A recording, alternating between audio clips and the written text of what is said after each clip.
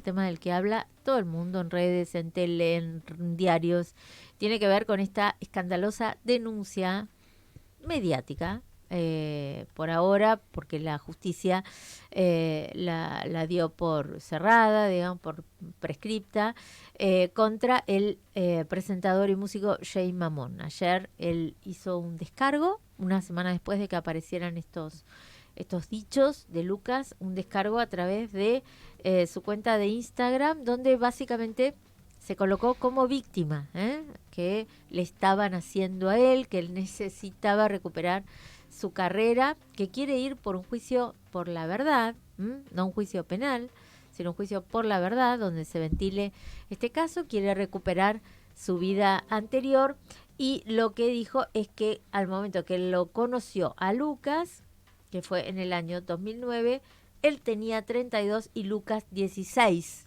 Se ve que alguien le dijo que a partir de los 16 supuestamente no es delito, cosa que no es así, ¿no? Porque si hablamos de un adulto de 32 años... Sí, me suena igual de terrible.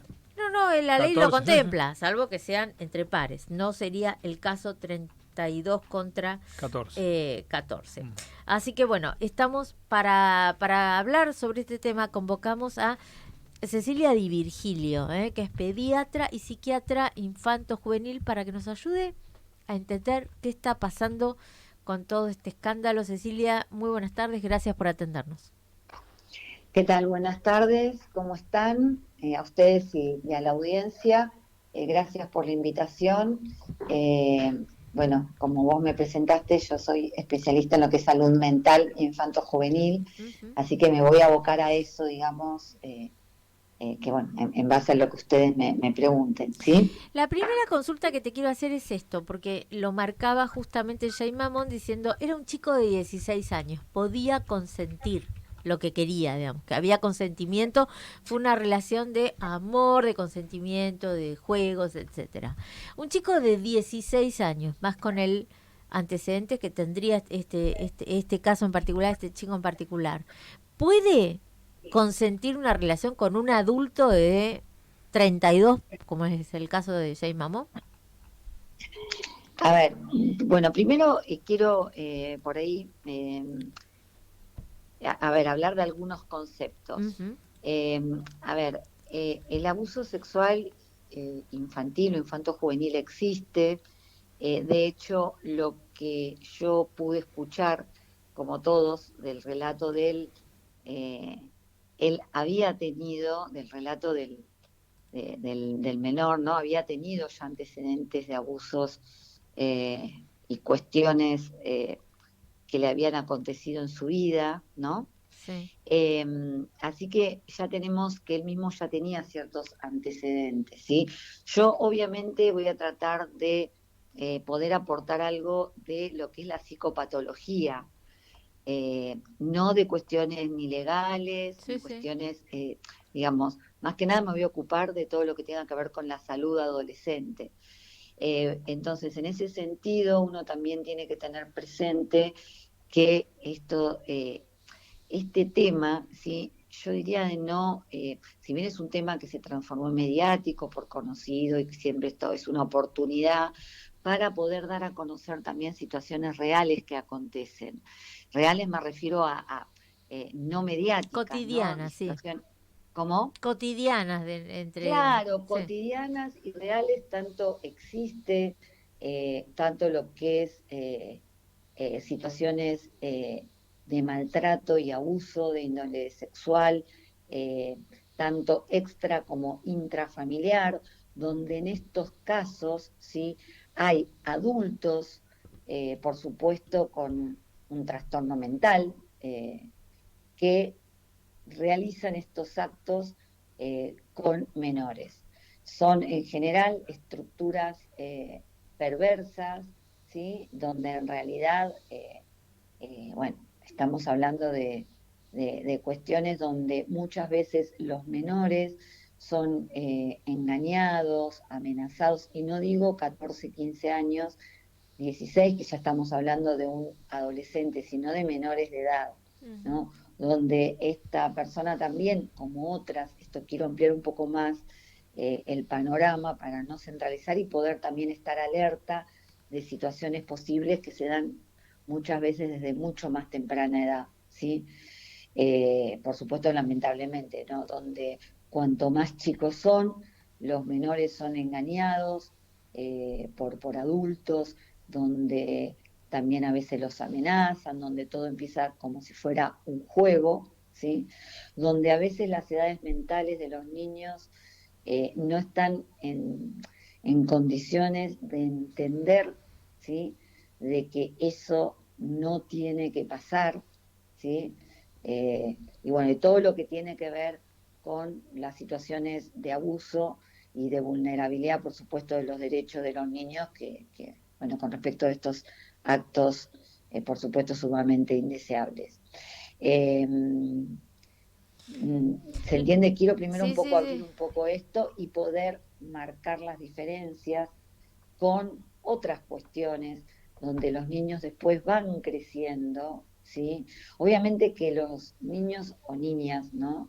Y personas que han sufrido abuso a cualquier edad de su vida siempre dejan una marca, ¿sí?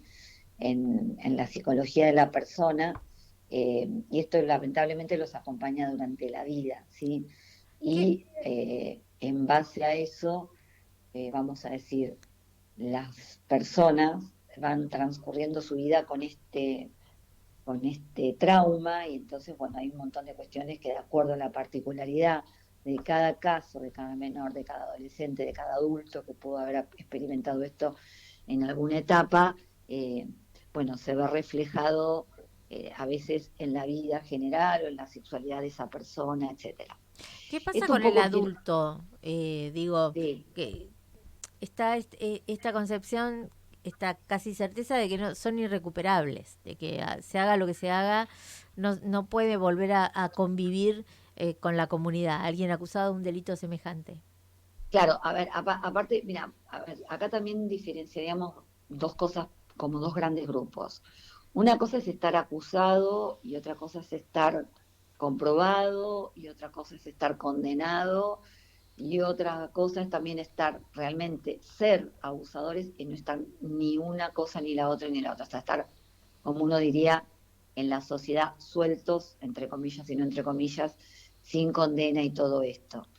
Eh, si es un verdadero abusador, no tienen registro, por eso te digo, ni de la culpa, ni de ninguna situación que tenga que ver con la normalidad en el sentido estricto. Una vez dice, no es abusador el que quiere, sino el que puede, porque hay que tener un trastorno mental detrás, ¿se Mm, entiende? sí. Eh, entonces acá también es importante poder diferenciar que no todo, me refiero también en sentido amplio, ¿sí? Para despejar un poco distintas. No quiero, no me estoy refiriendo a este caso en particular ni esta situación, pero esto sí tiene que hacer luz frente a los casos que existen y a la situación real de conflictiva, ¿no? De que esto es algo que está entre nosotros y hay que estar alerta. eh, y obviamente todos tenemos para hacer desde la sociedad, desde la justicia, desde los profesionales, cuando nos llega a nuestro consultorio eh, personas que han sufrido este tipo de situaciones y todo eso. En general, si es una persona perversa, no tiene tratamiento, por supuesto. Si es una persona, que ya te digo, es un abusador, ¿sí?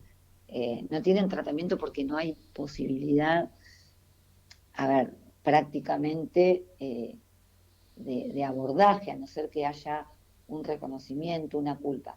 Y por otro lado, algo que también hay que decir, que no todo tampoco es abuso, ¿sí? Hay situaciones donde uno que trabaja con adolescentes y los escucha, donde ellos también a determinadas edades, ¿sí? Ejercen también su derecho, su elección, donde también a veces hay vínculos y relaciones amorosas o amistosas con, a ver, con otros, por supuesto, con pares, o a veces con alguien que haya alguna diferencia de edad. Ujú. Esto no hay que normalizarlo, en general los menores tienen que estar, por supuesto, como como corresponde a cargo de adultos. Entonces el adulto es el que tiene que estar ahí viendo qué está pasando. Digo porque hay un montón de competencias en general. Nosotros con cualquiera de nuestros hijos, primero estaríamos obviamente alertando qué está pasando, no avalando, ¿me explico? Eh, cuidando, como cuando uno desde pequeños sabe qué cosas los chicos tienen que estar atentos para no caer bueno, por supuesto, situaciones de este tipo. Cecilia, Pablo Funaro te Sí. saluda, discúlpame que te Hola, ¿qué tal? interrumpa. Eh, Sí, a ver, vos decías recién, con mucho tino, que este tipo de episodios dejan una marca por el resto de la vida, ¿no? Quien la sufre. Ahora sí, digo, el hecho o la necesidad de salir a hablar, a contar, sí, a narrar, a expresarte, un año después, 5, 10, 15 años después, en parte, sí. cierra esa herida, sirve a la víctima. Contame un poco. En general, eh, siempre sirve poder decirlo.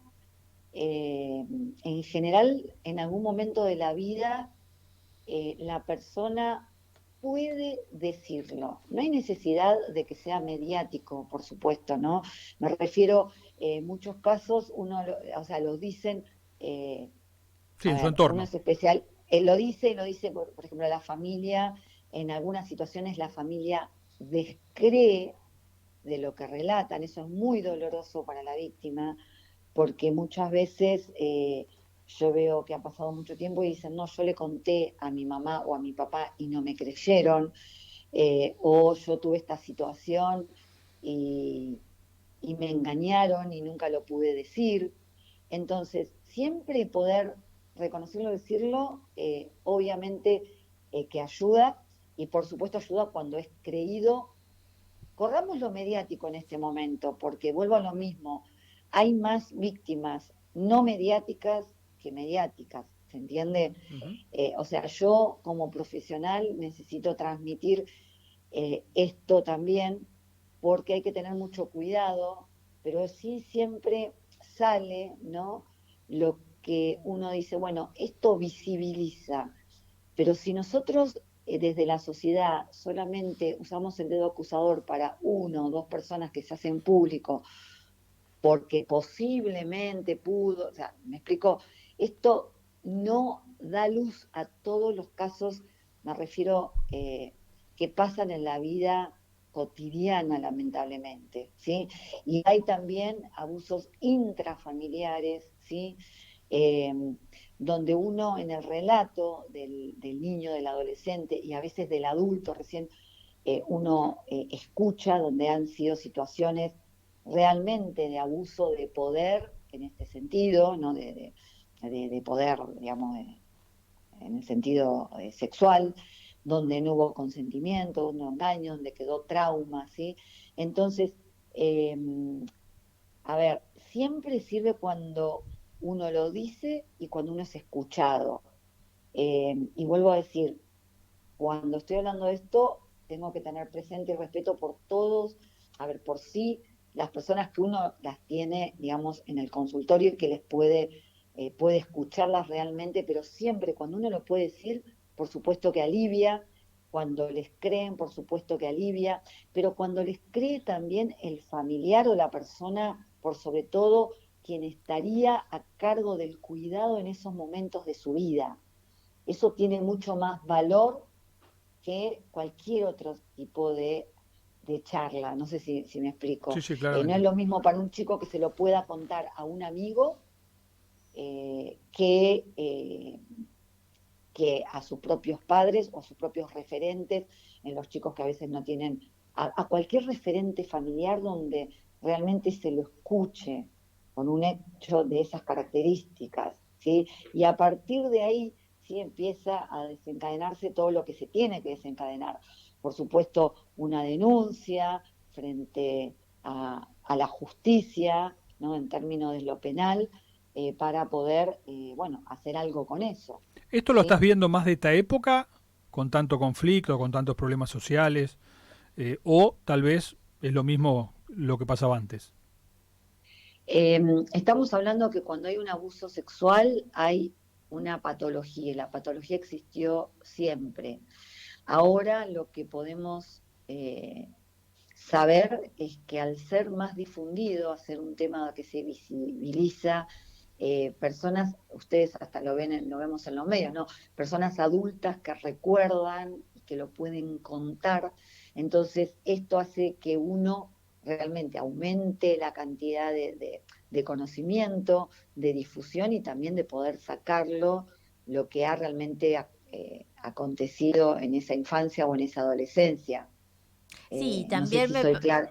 me Sí, parece que también esta cosa de empezar a hablar de que un chico o una chica a los 15, a los 16, a los 14 es un niño o una niña, porque mediáticamente hasta hace no demasiado estaba como normalizada la sexualización de un menor, y hasta bien visto y hasta se trataba como con gracia, ¿no? está Record- muy bien lo que decís. Por eso y digo, ahora los que lo somos fijamos, comunicadores claro. o los que tenemos que estar ahí, tenemos que abrir un poco, ¿viste? O sea, que estos casos que salen a la luz sirvan para, no para condenar, sino para operativizar, o sea, no para condenar, me refiero, o no solamente para condenar, eh, a ver, estas situaciones en particular con una persona, sino para poder difundir, sí, por supuesto, condenar a las situaciones que se dan en cualquier instancia, sea o no una persona conocida o no Sí, sí, conocida, sí. porque obviamente tenemos, claro, todos, esto ni siquiera tengo que ser una especialista como para poder informarlo, o sea, obviamente esto también sucede muchísimo en situaciones de mayor promiscuidad, de Mm. otros, digamos, niveles socioeconómicos donde no se accede tanto a la educación, a la información, donde hay otras variantes, ¿no? Que dan un terreno de mayor vulnerabilidad para que sucedan Sí, actos sí, de este tipo sumamente detestables. No sé totalmente. si soy clara en lo que quiero Totalmente, sí. transmitirles. En estos días nos estábamos acordando de Agrandaditos, ¿eh? Ese programa cuando le decían, a ver, mostrame la bombachita que no le cuento a tu mamá, ¿te acordás? Estaba como todo muy, muy Exactamente. normalizado. Bueno, ahora, y no, nadie quiere decir que Daddy Brieva ya lo haya hecho con esa intención, pero Sí, sí, sí. estamos hablando Como vos distinto, decís, me parece. la sexualización de la infancia es algo que está sucediendo en nuestra sociedad en general. Bueno, estamos dándole, estamos, a ver, entre todos, ¿no? Digo, una mirada, ya te digo, hasta personal, pero lo que uno ve hasta con sus propios hijos, a nivel que van pasando las etapas, como el lugar que ocupa la sexualización, como vos me decías ayer cuando nos comunicamos de la infancia, está. Y Sí. eso hay que tener muchos ojos, Ujú. ¿sí? Porque a veces hasta personas sin esa intención, hasta a veces propias madres, mostrando la belleza de sus propias hijas o hijos en las redes sociales, Sí. pero mostrándolas desde el lugar, a ver, desde un lugar más peligroso, digamos, no sé si Sí, se sí, entiende. sí, sí. Pero ahora me parece que está más fijado esto. Antes, Nicole Neumann, ¿te acordás que estaba como más normalizado y ahora, por suerte, estamos a mirando lo distinto? Así que bueno, Sí, seguramente, Cecilia, te vamos a volver a convocar para hablar de estas y otras cuestiones. Desde ya te sí, agradecemos muchísimo la sí, sí, oportunidad de sí, conversar contigo. por supuesto que también hay mil cosas para seguir hablando de la edad, de la diferencia de edad. Pero esto, ¿sabes qué? Quiero insistir que estén alertos los adultos, los padres, los referentes, los que están al cuidado de esos niños, porque siempre tiene que haber, obviamente, y no solo hasta los 18, uno como padre, como madre, como educador, como sociedad, como divulgador, tiene que saber que uno tiene que estar alerta para que estas cosas no sucedan. Ujú. Eh, y bueno, y poner el ojo como, y vuelvo a lo mismo, este tipo de situaciones o casos conocidos, poder visualizar algo que sucede y que es muy peligroso y que bueno, nada, hay que estar alerta a los adultos para poder educar, transmitir, cuidar y todo esto. Bien. ¿Sí? Cecilia, te agradecemos mucho Muchas y gracias. seguiremos en contacto. No, por favor, muchas gracias a ustedes.